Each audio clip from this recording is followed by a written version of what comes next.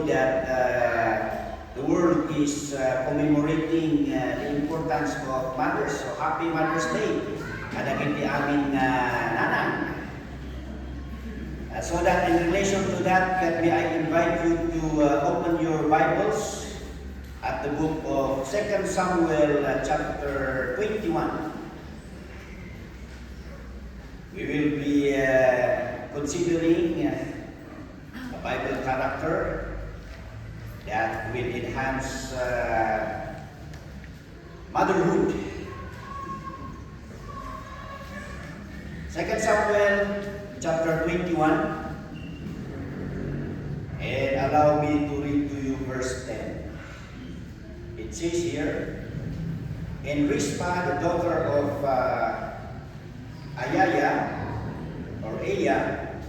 took sackcloth and spread it for her upon the rock from the beginning of harvest until water dropped upon them out of heaven, and suffered neither the birds of the air to rest on them by day, nor the beasts of the field by night." Kararag tayo.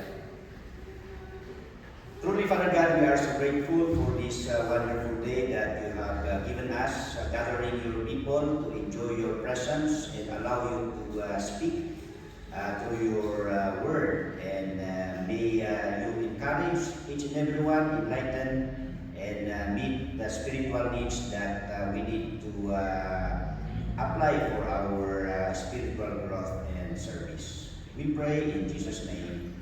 Amen. So that is our subject for today, Rizpah, a motherly example. So that our passage is 2 Samuel chapter 21 from verse 1 up to verse 13. How do you define a mother? I-Google you. Well, as a sort of introduction, a mother is a wife, a homemaker, a housekeeper, teacher, maid, cook, I like this one, referee, a rescue squad, tutor, counselor, psychiatrist, driver, and example. So that is what a mother is. So all putting together spells mother. Well, kaya nga we understand the difficulty or the hardship of being a mother. Kaya may mga nag-try na mag-change court yung responsibility dito sa Pilipinas, dahil siguro mas maraming mga women ang masipag o ladies masipag mag-aral, kaya nga sila yung nakakagraduate, nakakapagtrabaho. Kaya ang nangyayari, karamihan sa mga kalalakihan natin, instead na sila yung nagtatrabaho, sila yung nagiging taong bahay, di ba? Kaya instead of mother's daycare, nagiging father's daycare. Ayan. Pero anyway, ang akala ng iba ay madali ang maging mother o yung trabaho ng mother sa bahay. But we know it is difficult. And then, another one, a mother's love is a bond that can't be broken. A love that's always there, and a love that's always true. That's why malaki ang aming paghanga sa inyong mga mothers. So thank you for your lives. And of course, dito sa church, yung pagka-mother ninyo is extended sa ministry ng ating simbahan. So yun ang pinakamaganda. Yung sabi ni Pastor Peter, "Lord, we have left all." At sabi ni Jesus, well, as you left your own ambitions, then you gain more brothers and sisters in the Lord, mothers, fathers, and every family members. And because of that, the strength of mother, Proverbs 31:25, She is clothed with strength and dignity. She can laugh at the days to come. Kita yun? Because of the difficulties, the hardships that a mother experiences, especially the gijay, barbaro nga mothers. But after all, because of their experience, parang namansudan o kayang-kaya na nila. So that kung nasanay na sila sa hirap, parang magaan na lang yung future para sa kanila. So that we are about to learn about a unfamiliar Bible character, a mother in the Old Testament, but we will find out that although he is unfamiliar, but he left a legacy. She left a testimony so that our lives can be unfamiliar, but because of the testimony we make, will leave a lasting legacy. Our life would be noted of this good testimony. So to understand our Bible character this morning, let's take a look of the immediate context of our topic. So the passage or the context of this text, in chapter 1 or verse 1, there was a famine. And David was wondering, bakit na naging malala yung ating sitwasyon? Why is there a famine for 3 years? So 3 years in counting, so nag-alala si David, nasaan na ba yung blessing ni Lord? Bakit ang ating nadadanas ngayon at nadadarama is famine? So that David inquired of the Lord.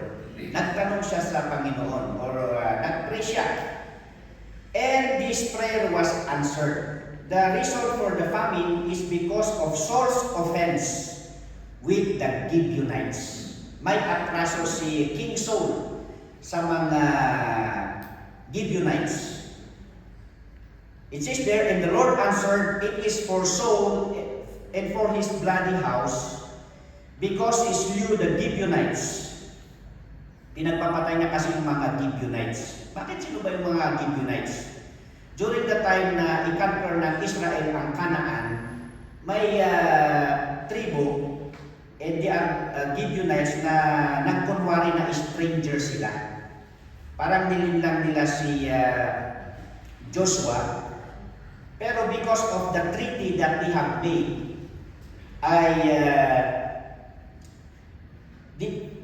the Israelite Joshua gave value doon sa peace pact nila that they will not conquer or they will not make the Gibeonites enemies, so that the Gibeonites were incorporated as people, as one of the tribe of Israel, but limited to become ministers in the temple. Yun ang parang naging usapan nila doon. Pero nung si Saul ang naging hari, gusto niya magpakitang gilas sa mga Israelites at gusto niya patayin yung mga Gibeonites, in which napatay niya yung mga iba. Okay? So, during David's reign, then the consequence happened during the reign of David. So ngayon, para magkaroon ng solusyon, David called the Gibeonites and made a peace pact or a treaty with them, a reconciliation. So in verse 2 to 5, and the king called the Gibeonites and said unto them, now the Gibeonites were not of the children of Israel, but of the remnant of the Amorites. And the children of Israel had sworn unto them, and Saul sought to slay them in his zeal to the children of Israel in Judah. Wherefore David said unto the Gibeonites, what shall I do for you? And wherewith shall I make the atonement, that ye may be blessed the inheritance of the Lord? And the Gibeonites said unto him, we will have no silver nor gold of Saul, nor of his house, neither for us shalt thou kill any man in Israel. And he said, what shall say "Oh, what ye shall say, that will I do for you." And they answered the king, "The man that consumed us, and that devised against us that we should be destroyed from remaining in any of the coast of Israel." So ito, tinawag ni David yung mga Gibeonites at nagkaroon sila ng usapan. At sabi naman ng mga Gibeonites na ayaw nilang kumuha ng anumang ginto o salapi o yung bahay. So that this is now their demand. Verse 6 to 7. "Let 7 men of his sons be delivered unto us, and we will hang them up unto the Lord in Gibeah of Saul, whom the Lord did choose." And the king said, "I will give them." But the king spared Mephibosheth, the son of Jonathan, the son of Saul, because of the Lord's oath that was between them. You remember Jonathan, the best friend of David. So he did not surrender the son of Jonathan to the Gibeonites. Instead, but the king took the 2 sons of Rizpah, the daughter of Aiah, whom she bare unto Saul, Armoni and Mephibosheth. This is another Mephibosheth. And the 5 sons of Michal, the daughter of Saul, whom she brought up for Adriel, the son of Barzillai, the Meholatite. And he delivered them into the hands of the Gibeonites, and they hung them in the hill before the Lord, and they fell all 7 together, and were put to death in the days of harvest, in the first days, in the beginning of barley harvest. So yun yung nangyari. Na-sacrifice yung 2 anak ni Rizpah, at saka yung 5 anak ni Michal. And here, the noted actuation of Rizpah.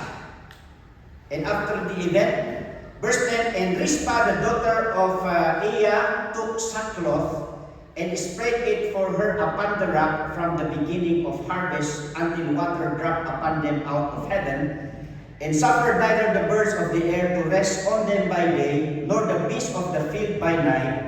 And it was told David what Rizpah, the daughter of Aiah, the concubine of Saul, had done." So na-gets nyo yung story?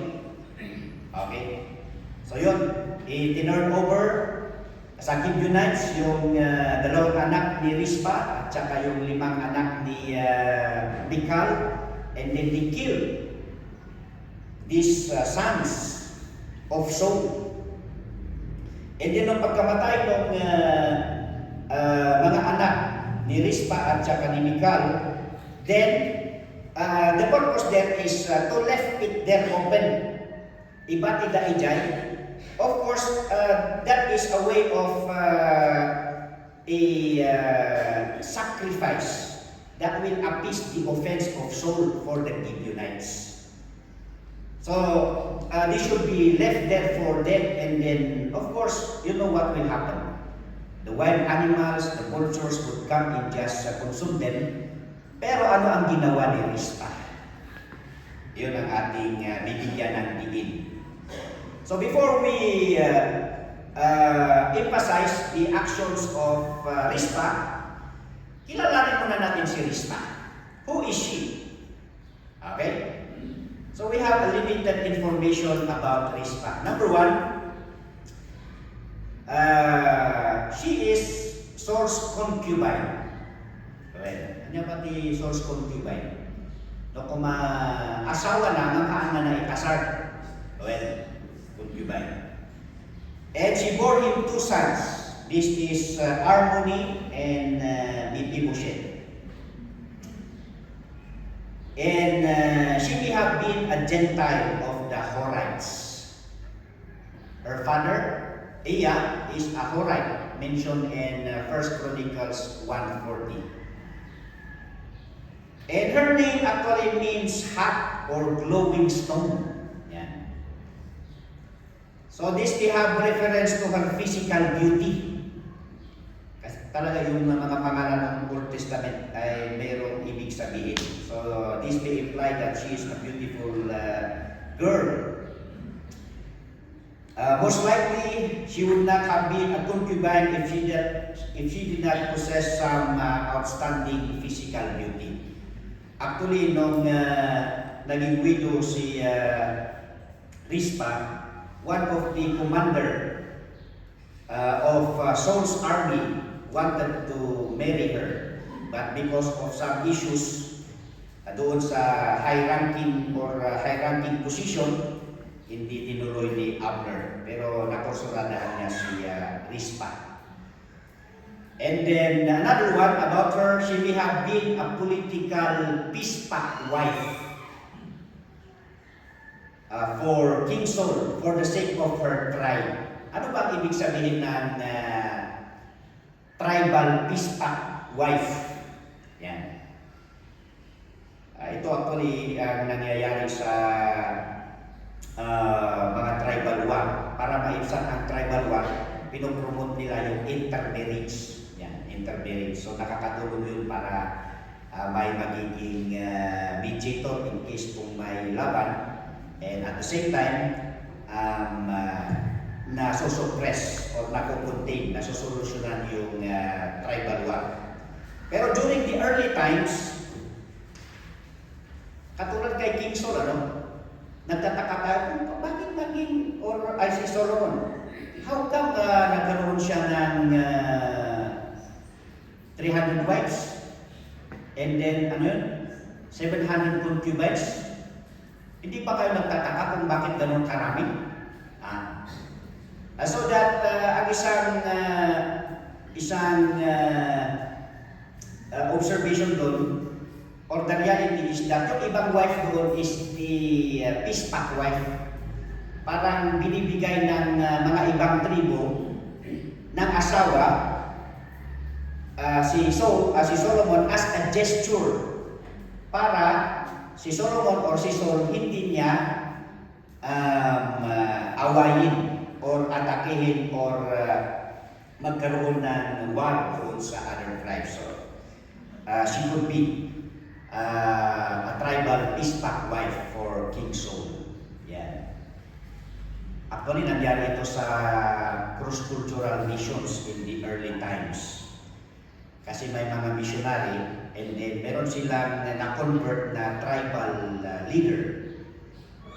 Siyempre yung tribal leader, meron siyang 10 asawa.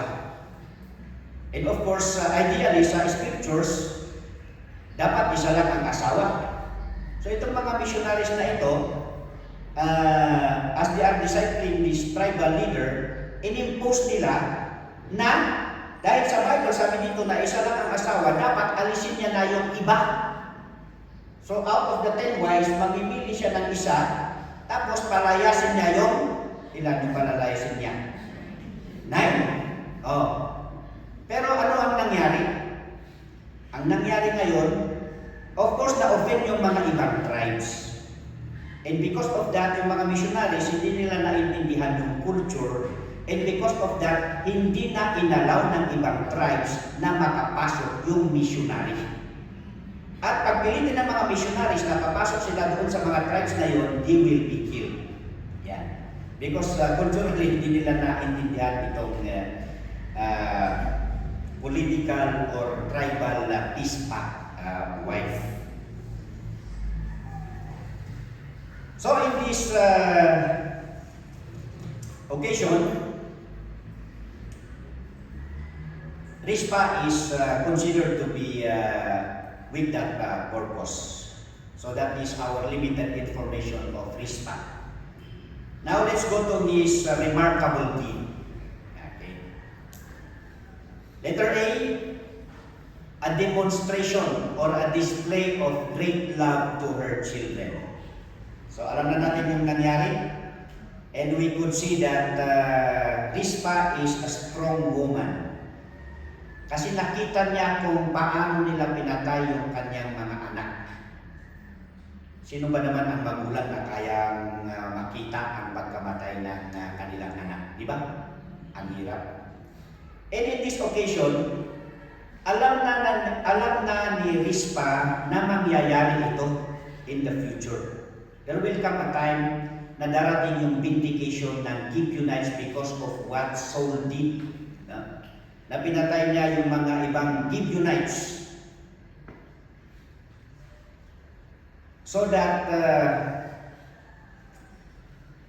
dito naman natin mapag-aralan yung accountability ng mga tatay o yung mga parents, di ba? Kasi sa Exodus 20 verse 5, visiting the iniquity of the fathers unto the third and fourth generation. Kung meron kang nagawa, lalo na sa Old Testament, kasi ang patakaran sa Old Testament, eye for an eye and tooth for tooth. That's the kind of the justice. So ito ang nangyari. Alam na ni Rizpa, dahil sa ginawa ni Saul na may pinatay siyang mga Gibeonites, there will come a time na may papatayin in exchange doon sa pinatay ni Saul nung hindi pa siya namatay. So that ito na nga nangyari na. So it's a reminder sa ating mga parents, sa ating mga father, that we are not only to be accountable with our life and decisions at the present. Kasi maaring pati yung next generation ay mag-suffer dahil sa ating mga kagagawan. Kaya kailangan nating mga fathers na maging maingat at maging faithful sa Panginoon. Although sa New Testament, we have the power of the Lord Jesus Christ to break the curse and the consequences of the past. So ito ang nangyari. Dumating na nga yung panahon na there would be a vindication that will be made so that na witness. Ito yung pinaka-malungkot na panahon in the life of this mother na makita yung kanyang mga anak na mamatay. Of course, no mother would like to see their children die.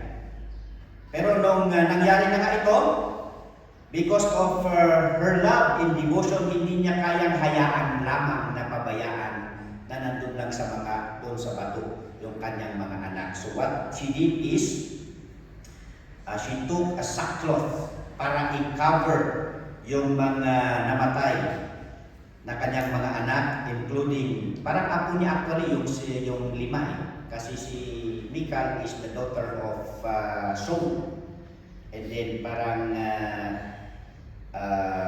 siyempre concubine si Rizpa, so directly yung anak ni Saul, pero yung anak ni Saul na si Mica, so apo ni Saul yung lima. Yan.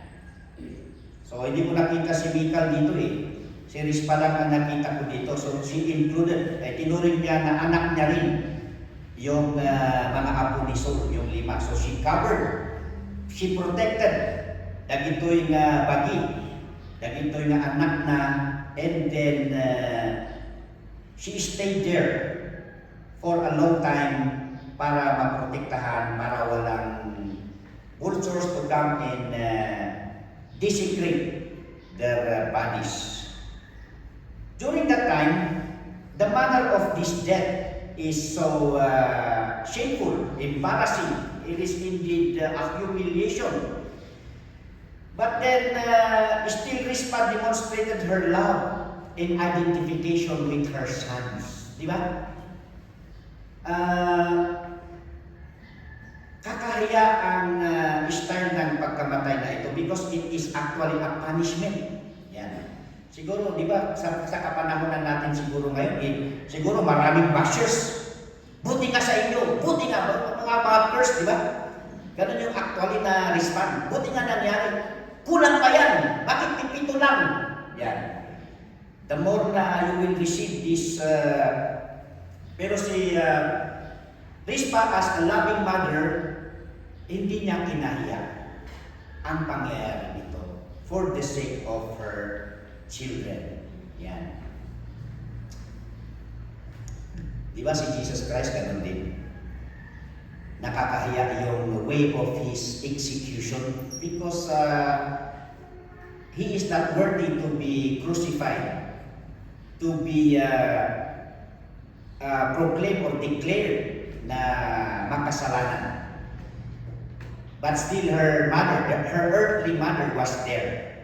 Hindi kinahiyan ni Mary yung pagkamatay ni Jesus Christ. Although it was a form of a humiliating kind of death, pero nandun pa rin siya by the side of His Son. Yan. So yun ang kuha natin sa mga mother. How we appreciate our mothers. Tayo na mga anak. Kahit ano ang mangyari, hindi tayo kinakahiyang ng ating mga mother. Di ba? So pasalamatan natin ng ating mga mother. There was this, sino to? Sino ba yung nagbaril kay John F. Kennedy? Oo. Siyempre, doon sa funeral ni John F. Kennedy, ang daming tao. Pero doon sa puntod ng kanyang assassinator, iisa lang ang nandun. Sino yung nandun? Her mother. Walang pupunta doon kasi nakakaya yung kanyang ginawa eh. Pero nandun pa rin yung kanyang mother. So that may dumaan, one of the seminary student, dumaan siya doon at nakita niya, napansin niya. At siyempre, nung pinansin niya yung mother, sabi niya, does anybody care that my son is dead? Wala na naman. Siya lang, yung mother lang, ang nandun. Rispa could have brought other blankets or tent to cover the bodies of the dead. But then she brought sackcloth. So that sackcloth implied the moment of deep grief with the loss of a loved one. So that's the demonstration of her great love. And secondly, a demonstration of her great protection. The latter part of verse 10 tells her activity during these months of agony. She kept the birds of prey at day and the wild beasts at night from devouring the bodies of her sons. Yan. So her actuation is to protect. Kaya siya nagdala ng sackcloth for a covering, so that we know doon sa kanila is maraming vultures. Of course, yung mga vultures, malalakas pala yung panga ng vultures, ayang basagin yung mga buto, no? And then, of course, they would feast on the carcasses of these dead children. So out of her love, then she was ready to protect. Agasan pati rabii, ada iso na ijay, day and night she was there. So that she guards the vulture during daytime, and then at night she guards the wild beasts to come and feast on the flesh of her children. So that she was demonstrating a conviction saying, over my dead body. I'll die here before I let someone or wild beasts come and devour my children. Solomon again, when there was this dispute over a baby, kasi meron yung dalawang mother, no?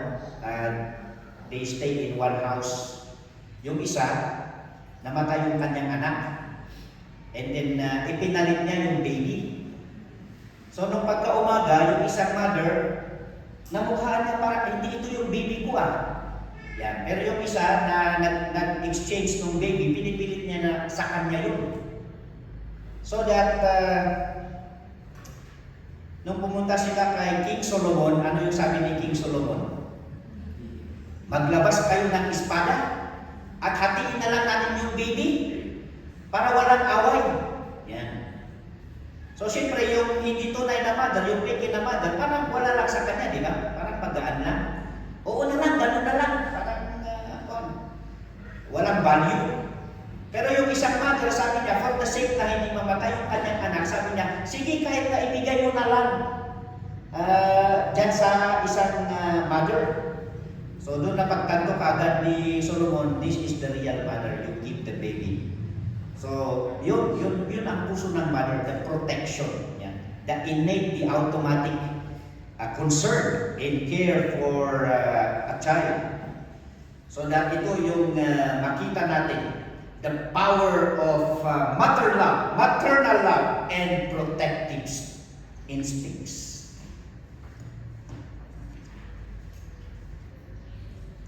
So in application, as Rispa wanted to be a mother who kept vultures and wild beasts away, kung minsan sa interpretation, meron yung sinasabi nilang spiritualizing. Yung ina-avoid natin yung spiritualizing. Pero sa akin, as a form of illustration, we can spiritualize actually. So illustration is para ma-pick up mo yung ibig sabihin. So in this case, I would like to use the word spiritualizing as we interpret our application. Yan. So si Rispa, literally, she is protecting her children out of the literal vultures and the literal wild beasts. Pero sa ating mga mothers, to our children, there are other kinds of vultures that would desire to destroy our children. Di ba? Marami. Ano kaya ang mga vultures ngayon na maaaring sumisira sa ating mga kabataan? Ha? Well, the vultures of bad company. Di ba? Barkada. The vultures of... Kaya piliin ninyo. Psalms 1. Blessed is the man that walketh not in the counsel of the ungodly, nor standeth in the way of sinners, nor sitteth in the seat of the scornful. Yan. Kailangan natin mga parents na maging accountable sa pagbantay sa ating mga anak para yung kanilang mga relationships at sa kanilang mga hangouts ay hindi mapahamak yung kanilang buhay. Yan. So that instead of fellowshipping with ungodly men, we encourage our children to fellowship with the people of God. But his delight is in the law of the Lord, and in his law doth he meditate day and night. Meron ako actually present situation ngayon na senior nila sa akin, and we are working on it dahil yung naging boyfriend nitong young people natin, pinasuko niya itong anak natin at magnanakaw pala yung naging boyfriend. Yan. Kasi kung minsan yung ating mga young people, kung minsan is kung sino-sino na lang yung pinapatulan. Hindi na nila tinitik yung advice ng parents, advice ng mga pastors na as much as possible makipag-relationship sa mga Christian din. Ayan. So that we have this present situation we are trying to solve. Yun nga, napahamak siya dahil of unknowing yung ating anak na nakipag-boyfriend na yung boyfriend niya pala is isang magnanakaw. Yan. And what are other vultures that would destroy our young people? The vulture of premarital and promiscuous sex of today's generation. Yan. Merong isang mother, supposedly a Christian. Sabi dito, who would equip her daughter with birth control techniques because of the way many youths live today. So that's not fighting vultures. Yan. Kasi parang yung mother, akala niya, well, ganyan kasi ang generation nila ngayon. Di ba? Yan yung pinupan sa, sa mga kabataan sa school. Naturuan natin yung ating mga bata as early as they are para malaman nila yung birth control. Yan. Pero that is actually exposing them in danger. Hindi lang po mga vulture of young people today, but the wild beasts. Ano ang mga wild beasts na that endangers our young people? Well, the wild beast of drugs. Diba? Lalo na ngayon at dumaan na yung drug of war or war on drugs. At marami na tayong mga issues ulit. Nagpanumbalik yung wild beast. And then the drug culture. And during our time, ang isang wild beast is yung rock music.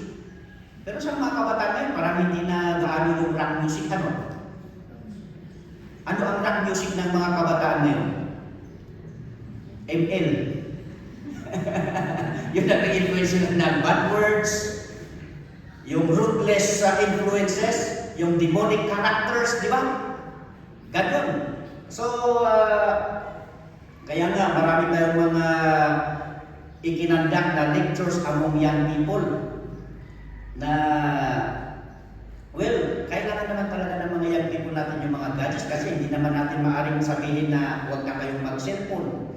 O, kasi kailangan din naman sa kanilang submission of exams, sa kanilang mga compliances, nagagamit nila yun. Pero siguro, kaya doon sa people, nung nagkuha ng mga young people natin, Pastor Abednego is explaining about detoxifying. Yan, detoxifying. Hindi naman natin pwedeng alisin yung computer sa kanila, alisin yung gadget sa kanila, pero at least makita natin kung ano yung inside ng gadgets para alisin natin yung mga applications na sumisira sa ating mga bata. That's the way how we protect. Okay, so that's the demonstration, the display of great love and protection of Rispa to her children. Pangatlo, a display of her great sacrifice. Ano ba yung sacrifice na ginawa dito ni Rispa? Well, it says there, from the beginning of harvest until water drop upon them out of heaven. Di ba sa context, nasa famine sila. At pag sa famine, one contributory factor ng famine is walang ulan. So walang agriculture occupation or agricultural products para mag-contribute sa economy. So ngayon, sabi dito, si Rispa ay nandoon siya protektahan yung kanyang mga anak, guarding them until dumating yung ulan. How long na pinotektahan ni Rispa yung kanyang mga anak? So the text says Rispa stayed with the dead bodies of her sons, and according to commentators, this would range from April to October. April to October. Ilang buwan yun? April, May, June, July, August, September, October. 7 months? Yan. So can you imagine, 7 months na nandoon siya, day and night, to protect yung di bagi dagiti anak na nga ada ijay batu. So that's how long. So talagang na-witness niya pati yung pagkaagnas ng katawan ng namatay. How many months does it take na mag-disintegrate yung katawan ng patay? Ha? Hindi raw pare-parehas eh. Oo. Meron na yung 1 buwan, may 2 buwan, pero merong it takes longer, no? Kaya nga mayroong ibang hanggang ngayon parang mami sila, natural na mamified sila yung skin nila. Ewan ko yung skin ko. Okay, but doon katagal. Yeah. 7 months, binantayan niya, day and night, to protect para hindi ma-desecrate yung katawan ng kanyang mga anak. So that is truly the great love of our mothers, the protection and the sacrifice that they can make.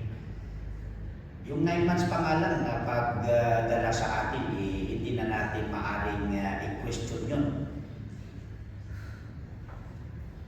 So that how much, the mothers, how much time are you willing to give the responsibility of your motherhood? May hangganan na ba ang motherhood? Lifetime siya, no? Kasi meron iba na may apostolic ministry, di ba? Apostolic ministry. Ako hindi apostolic ministry. Tagabantay ni Apo. Well, so marami ako naririnig na ibang mothers na ay, kung pwede sana, nag-graduate na kami dyan eh.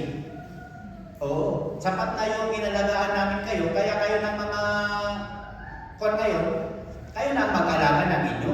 Oo. Pero there are mothers also na tinitingnan nila, oh, kawawa naman yung mga apo ko kasi yung anak ko nagtatrabaho at saka malayo ang trabaho.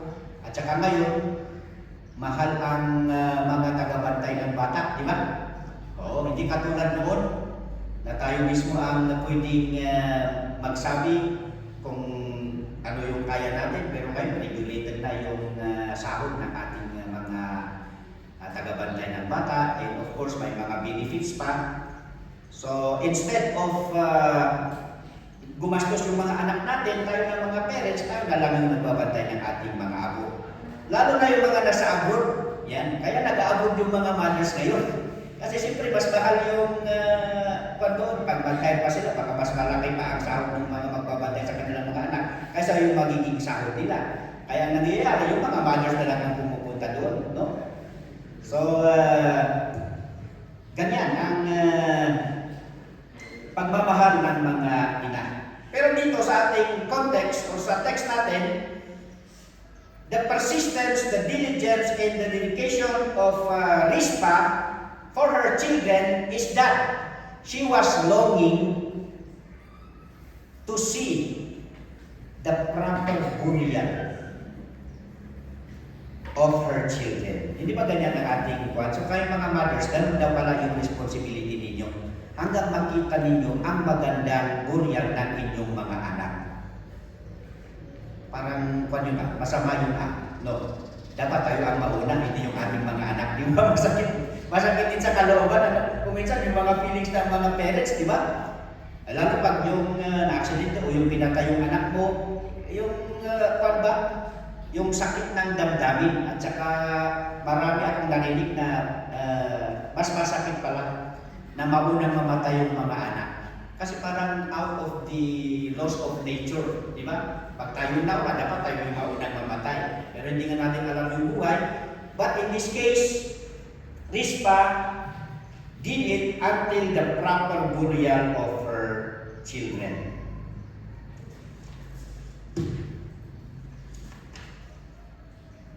Thirdly, so we have seen information about Rizpah, her demonstration. Now the recompense or the reward that Rizpah received because of her great display of love and care. Well, yung pag-ulan, that marks the end of the drought because of God's vindication to the Gibeonites. Yan. So nangyari, and then because of that sacrifice that was made, for that sacrifice of vindication, ito na, pumatak na ang ulan. Pumatak na ang ulan. So, meaning to say, ito na, happy na ang Israel. But on the other side, as the Gibeonites received their vindication, Rizpah also was rewarded of her dedication. And truly, dedication gets eventually noticed. At ito nga, 2 Samuel 21:11-14. And it was told David what Rizpah, the daughter of Aiah, the concubine of Saul, had done. And David went and took the bones of Saul and the bones of Jonathan his son from the men of Jabesh Gilead, which had stolen them from the street of Bethshan, where the Philistines had hung them, when the Philistine had slain Saul in Gilboa. And he brought up from thence the bones of Saul and the bones of Jonathan his son, and he gathered the bones of them that were hung. And the bones of Saul and Jonathan his son buried they in the country of Benjamin in Zelah, in the sepulchre of Kish his father, and they performed all that the king commanded. And after that, God was entreated for the land. Yan. So the Gibeonites were vindicated, but Rizpah was also rewarded because of her dedication. Yung kanyang love protection doon sa katawan ng kanyang mga anak, then napansin yun. And it was reported to King David. David acknowledged it. And because of that, ano ang nangyari? Hindi lang yung mga anak niyang namatay at saka yung anak ni Michal, kundi pati rin yung mga katawan o yung mga buto ni Saul at saka ni Jonathan na ninakaw pa, no? Ninakaw pa yung bones ni Saul at si Jonathan. So na-retrieve yun. And because of that, nung ni-retrieve ni David yung mga buto plus these bones of these children, then nagkaroon ng proper burial. And of course, at least man lang naibsan yung sadness, yung feeling ni Rizpah. At least nakita niya na may awa pa rin ang Panginoong Diyos at nagkaroon ng proper recognition at burial yung kanyang mahal sa buhay. Yeah. In conclusion, it pays to be a loving mother. It pays to be a caring mother. And it pays to be a sacrificing mother. So that to our mothers, keep on the inspiration of motherhood. Keep motherhood alive. Well, hindi naman lahat ay nagkaroon ng ganyang experience sa kanilang mga nanay. Pero talaga din namang mga anak na talagang nahiwalay o nawala yung kanilang pagmamahal sa kanilang mga mothers. Because nakabayaan sila or may mga pangyayari sa buhay. The reality of some mothers that broke the lives of their children. But then there are also mothers in reality that redeem their motherhood to their children. Di ba may mga ganon? Na napabayaan ng kanilang mga anak, but along the way, nagkaroon ng realization yung mother so that sinubot na. Yan. She redeemed. Karamihan dito OFW, hindi ba? Dahil ang mga bata kung minsan hindi nila naintindihan yung sacrifice ng mother eh. Kasi yung emotional attachment, yan. So that there are mothers, marami tayong nakitang ganyan, na pag nag-forgood na dito sa Philippines, then they invest their lost time para sa kanilang mga anak. And there are also mothers who are genuinely loving, caring, and sacrificing for their children. So mga mothers, keep on the inspiration of motherhood. May isang bata, muntik na siyang malulod. Kasi nag-capsize yung kanyang bangka. But then, he finally reached shore. At saka nung pag-uwi niya, kinukwento niya doon sa kanyang nanay, "Ma, nag-capsize yung aking bangka at linangoy ko yung dagat. And ilan ang tansya mo doon sa distance ng shore? Doon sa nag-capsize na bangka mo?" And then sabi niya, mga 3 miles. Wow! Ilang kilometro yung 3 miles? 10 kilometers or something like that. Yeah? Kaya nyo mo yung 10 kilometers? So, nagtaka ngayon yung mother. Oh, ang layo-layo naman pala. Bakit mo nakaya? Ba't mo nakaya na malangoy? Sabi nung bata, "It's because of you, mother. I've been thinking of you." Yan. Dahil sa kanyang pagmamahal sa ina, talagang pinilit niyang mag-survive. Yan. That's your mothers. Not only that he saved his life, but of course, he saved his mother's life. And afterwards, he saved the state of Massachusetts. Because afterward, he became the governor of that state. Because of the mother na preserve siya. nagkaroon siya ng fighting spirit to survive. And to all children, esteem the motherhood of your mothers. Kasi may mga bata ngayon na parang sa wala lang. Sabi nila, sila ang may kasalanan, sila ang nagpanganak sa atin. Di unaccountable. Hindi naman ganun.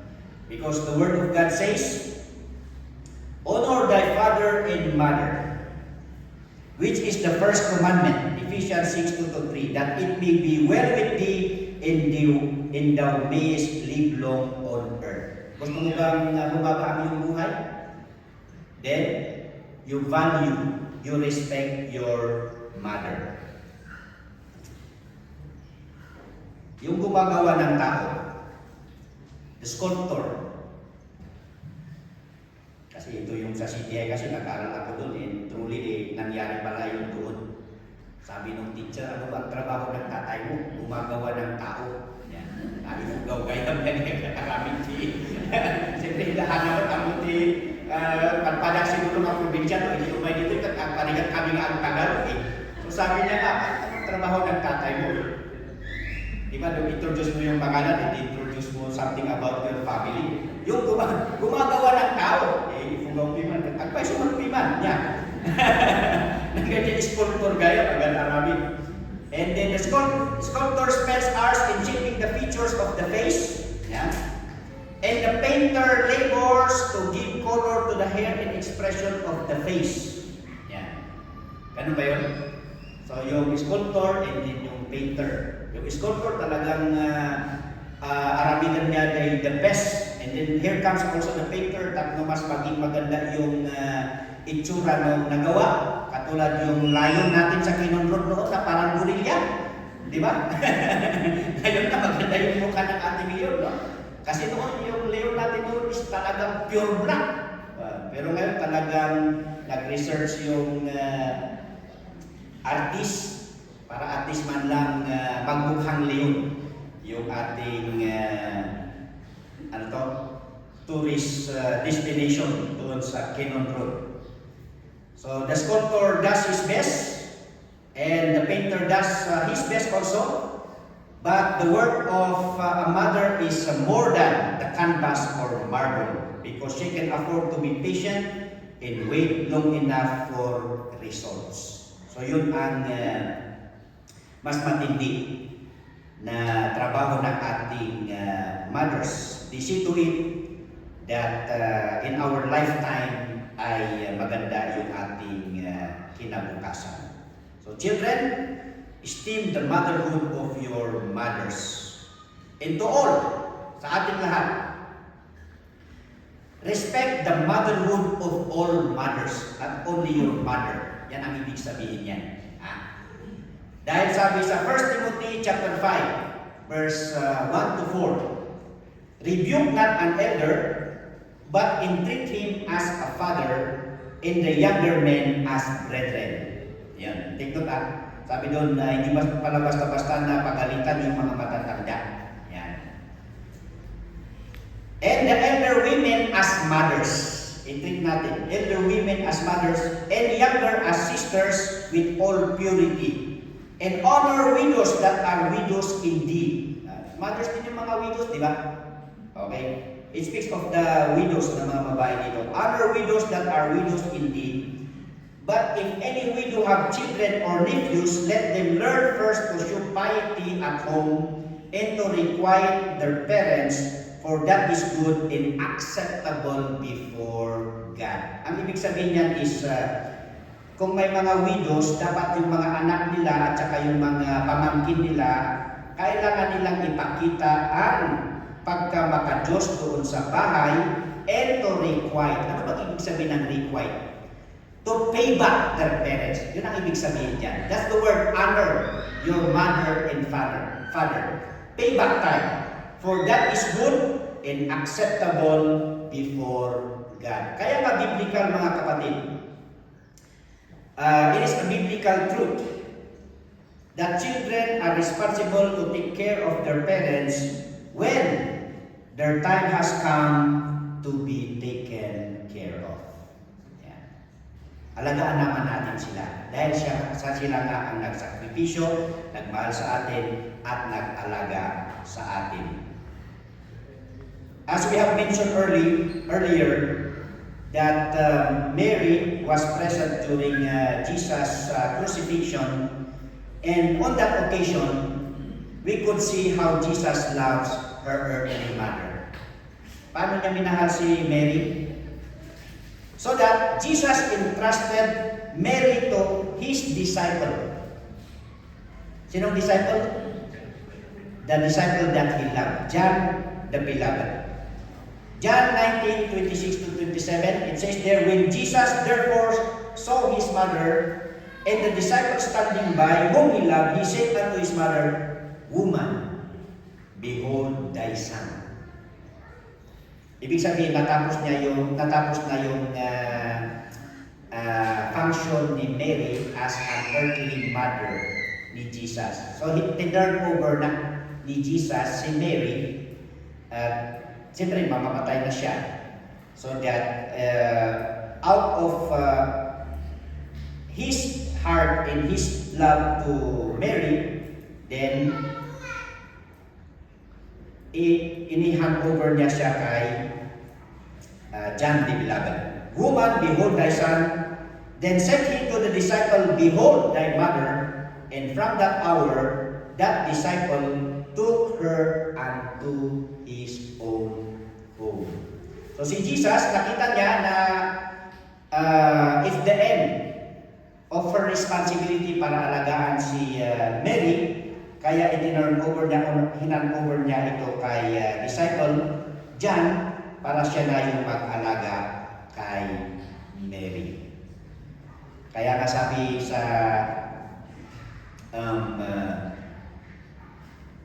childhood ni Jesus Christ, nung umuwi sila sa Nazareth, according to history, maagang namatay si Joseph. Kung bakit ba nauna talaga ang lalaking mamatay? Ano? Yan. Pero doon, after na namatay si Joseph, as the first child, siya yung tumayo na breadwinner. Kaya nga doon nakilala si Jesus as a carpenter. Dahil siya ang tumayo na breadwinner sa family. Pero when the time came na si Jesus ay mag-full time na sa ministry, dahil natulungan niya na si Mary na lumaki yung kanilang mga kapatid and they can already handle themselves, din nag-full time na si Jesus sa kanyang ministry.